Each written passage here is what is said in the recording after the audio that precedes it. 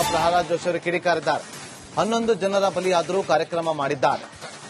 ತರಾತುರಿಯಲ್ಲಿ ತನಿಖಾಧಿಕಾರಿನ ಯಾಕೆ ನೇಮಿಸಿದ್ರಿ? ತಲೆಕೆಟ್ಟಂತೆ ವರ್ತನೆ ಮಾಡುತ್ತಿರುವಂತಹ ರಾಜ್ಯ ಸರ್ಕಾರ ಅಂತೇಳಿ ಕಿಡಿಕಾರಿದ್ದಾರೆ. ಸಿಎಂ ಮೊಮ್ಮಗ ಸೆಲ್ಫಿ ಕ್ಲಿಕ್ಕಿಸಿಕೊಳ್ಳುವಾಗಲೇ ಸಾವಾಗಿದೆ.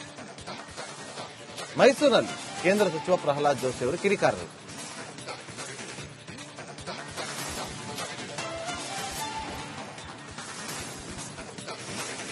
ಮೊನ್ನೆ ಆರ್ಸಿಬಿ ವಿಜಯದ ನಂತರ ಆದಂಥ ಅತ್ಯಂತ ಕರಾಳ ದೌರ್ಭಾಗ್ಯ ದಿವಸದ ಆ ಘಟನೆ ನಂತರ ಮಿಸ್ಮ್ಯಾನೇಜ್ಮೆಂಟ್ ಮಾಡಿದಂಥ ಸರ್ಕಾರ ತರಾತುರಿಯಲ್ಲಿ ತಲೆ ಕೆಟ್ಟಂತೆ ವರ್ತಿಸ್ತಾ ಇದೆ. ಇಂಗ್ಲಿಷ್ನಲ್ಲಿ ಹೇಳೋದಾದ್ರೆ ದೇ ಆರ್ ಬಿಹೇವಿಂಗ್ ಇರಾಟಿಕ್ಲಿ. ಮೊದಲನೇ ದಿವಸ 11 ಜನ ಸತ್ತಿದ್ದಾರೆ ಅಂತ ಗೊತ್ತಾದ ನಂತರವೂ ಸಹಿತ ಮೊದಲು ನನಗೆ ಇರುವಂತಹ ಖಚಿತ ಮಾಹಿತಿ ಪ್ರಕಾರ ಚಿನ್ನಸ್ವಾಮಿ ಕ್ರೀಡಾಂಗಣದ ಮುಂದುಗಡೆ 3 ಜನ ವಿಧಾನಸೌಧದ ಮುಂದೆ ಏನು ಮುಖ್ಯಮಂತ್ರಿ, ಉಪಮುಖ್ಯಮಂತ್ರಿ, ಅವ್ರ ಮಕ್ಕಳು, ಮೊಮ್ಮಕ್ಕಳು, ಮರಿಮಕ್ಕಳು, IAS ಆಫೀಸರು ಎಲ್ಲರೂ ಸೆಲ್ಫಿ ಫೋಟೋ ತೆಗೆಸ್ತು ಹೋಗ್ತಾ ಇದ್ರು. ಆ ಸೆಲ್ಫಿ ತೆಗೆಸ್ಕೊಳ್ಬೇಕಾದ್ರೆ ಅಲ್ಲಿ 3 ಜನ ಸತ್ತೋಗಿದ್ರು. ಅದಾದ್ಮೇಲೆ ಇವರು ಮಾಡಿದ್ದಾರೆ. ಇದು ಅಕ್ಷಮ್ಯ ಅಪರಾಧ ಅಲ್ವಾ ನಿಮ್ಮದು ಮುಖ್ಯಮಂತ್ರಿಗಳೇ, ಉಪಮುಖ್ಯಮಂತ್ರಿಗಳೇ? ನಿಮಗೇನಾದರೂ ಒಂದು ಜನರ ಬಗ್ಗೆ ಕಳಕಳಿ, ಒಂದು ಮಾನಸಿಕ ಸ್ಥಿತಿಮಿತಿ ಇದೆಯಾ? ಕಳ್ಕೊಂಡಿದ್ದೀರಾ? ಏನು ಮಾಡ್ತಾ ಇದ್ದೀರಿ ನೀವು? ಅದಾದ ನಂತರ 11 ಜನ ಆದ ನಂತರವೂ ಸಹಿತ 5 ಗಂಟೆ ಮೇಲೂ ಕೂಡ ಅಲ್ಲಿ ಕಾರ್ಯಕ್ರಮ ನಡೆದಿದೆ. ಮತ್ತು ಅವತ್ತು ತರಾತುರಿಯಲ್ಲಿ ಬಂದು ಮ್ಯಾಜಿಸ್ಟ್ರೇಟ್ ಎನ್ಕ್ವೈರಿ ಅಂತ ಹೇಳಿ, ಮ್ಯಾಜಿಸ್ಟ್ರೇಟ್ ಎನ್ಕ್ವೈರಿಗೆ ಯಾರೋ ಒಬ್ಬರು IAS ಆಫೀಸರ್ನ, ಅದು ಪ್ರಮೋಟಿಕೆ IAS ಆಫೀಸರ್ ಅವ್ರು ನೇಮಿಸಿದ್ರು. ಯಾಕೆ ತರಾತುರಿಯಲ್ಲಿ ನೇಮಿಸಿದ್ರಿ? ಯಾರನ್ನ ನೀವು ಸೇವ್ ಮಾಡಬೇಕಾಗಿತ್ತು? ಮೊನ್ನೆ ಆರ್ಸಿಬಿ ವಿಜಯದ ನಂತರ ಆದಂಥ ಅತ್ಯಂತ ಕರಾಳ ದೌರ್ಭಾಗ್ಯ ದಿವಸದ ಆ ಘಟನೆ ನಂತರ ಮಿಸ್ಮ್ಯಾನೇಜ್ಮೆಂಟ್ ಮಾಡಿದಂಥ ಸರ್ಕಾರ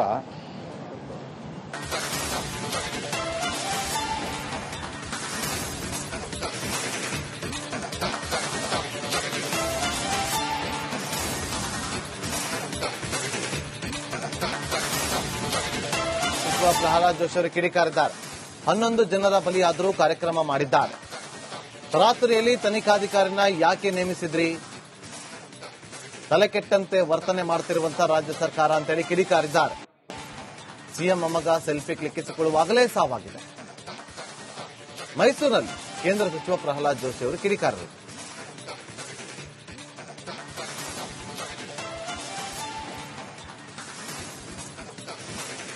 ಮೊನ್ನೆ ಆರ್ಸಿಬಿ ವಿಜಯದ ನಂತರ ಆದಂಥ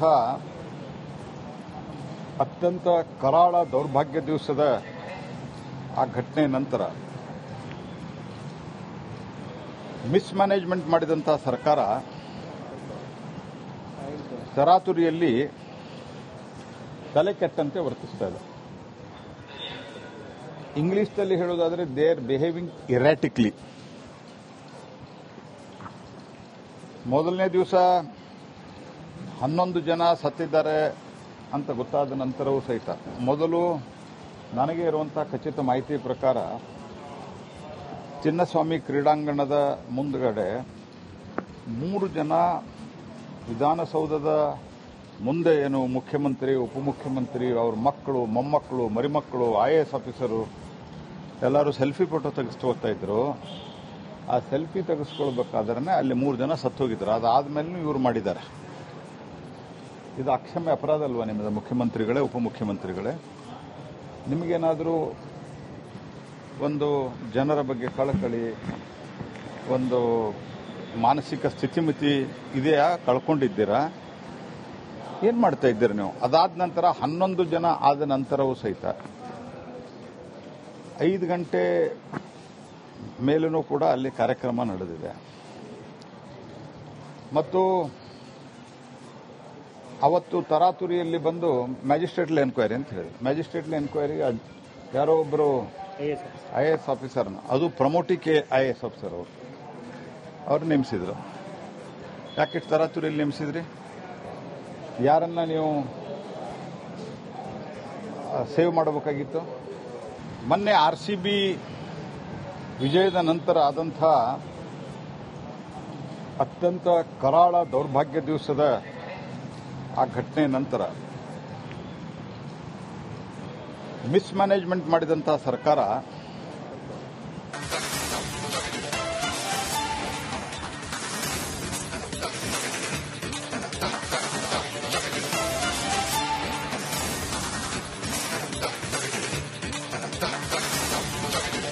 ಸಚಿವ ಪ್ರಹ್ಲಾದ್ ಜೋಶಿ ಅವರು ಕಿಡಿಕಾರಿದ್ದಾರೆ.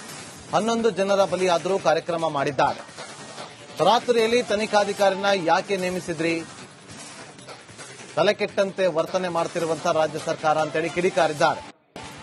ಸಿಎಂ ಮೊಮ್ಮಗ ಸೆಲ್ಫಿ ಕ್ಲಿಕ್ಕಿಸಿಕೊಳ್ಳುವಾಗಲೇ ಸಾವಾಗಿದೆ. ಮೈಸೂರಿನಲ್ಲಿ ಕೇಂದ್ರ ಸಚಿವ ಪ್ರಹ್ಲಾದ್ ಜೋಶಿ ಅವರು ಕಿಡಿಕಾರರು.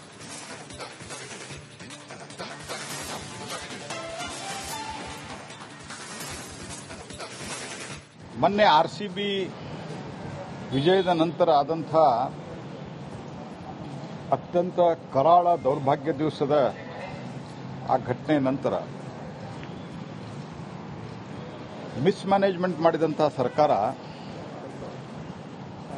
ತರಾತುರಿಯಲ್ಲಿ ತಲೆ ಕೆಟ್ಟಂತೆ ವರ್ತಿಸ್ತಾ ಇದೆ. ಇಂಗ್ಲಿಷ್ನಲ್ಲಿ ಹೇಳೋದಾದ್ರೆ ದೇ ಆರ್ ಬಿಹೇವಿಂಗ್ ಇರಾಟಿಕ್ಲಿ.